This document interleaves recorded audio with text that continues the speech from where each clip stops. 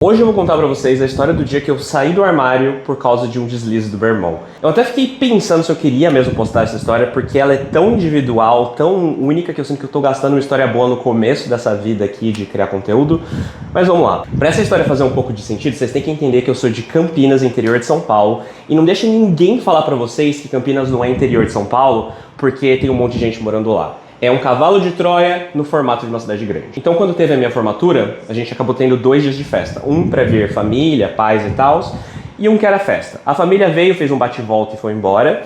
E o meu irmão, ele ficou pros 2 dias, então ele dormiu no mesmo hotel que eu. E é importante pra essa história saber que eu e meu irmão não éramos muito próximos, então a gente não trocava ideia sobre coisas muito profundas. E o primeiro dia foi tranquilo, e no segundo dia, vocês têm que entender que o meu irmão era um cara de 18 anos, naquela sede de bebê, e ele encontrou o paraíso ali, né? Famosa festa de formatura que custa 50 bilhões de reais, parcelada em 50 milhões de parcelas, com 400 formandos, então era uma festa bem patrão. Open de Colorado, Green Label, um monte de coisa. O moleque ficou zuretaço. E assim, na festa, eu me separei dele também, não tava prestando muita atenção no que estava acontecendo, até que do nada eu me assusto, e o resto da festa também, com o som de um vidro quebrando. A pessoa que derrubou o vidro dessa mesa era o meu irmão, mas a questão é por que isso aconteceu. E bem, ele estava conversando com o Rafael, que era do mesmo ano que eu, a gente fez o mesmo curso, por isso que ele estava nessa festa, e talvez você conheça o Rafael como membro da Ceia Clandestina, como meu marido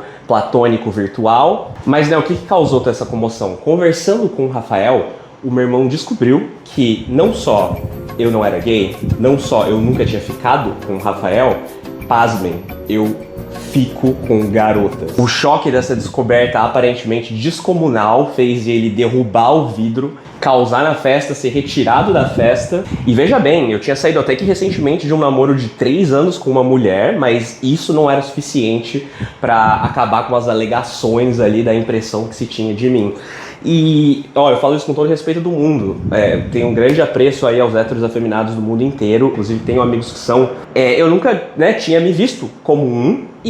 Mas, assim, ao mesmo tempo, eu também não tava performando uma masculinidade excessiva. Sei lá, eu acho muito louco como apenas existir como eu achava que eu tinha que existir era suficiente pra que eu fosse percebido como gay. Mas é isso. A história acaba aqui. Foi assim que eu me assumi como hétero pro meu irmão.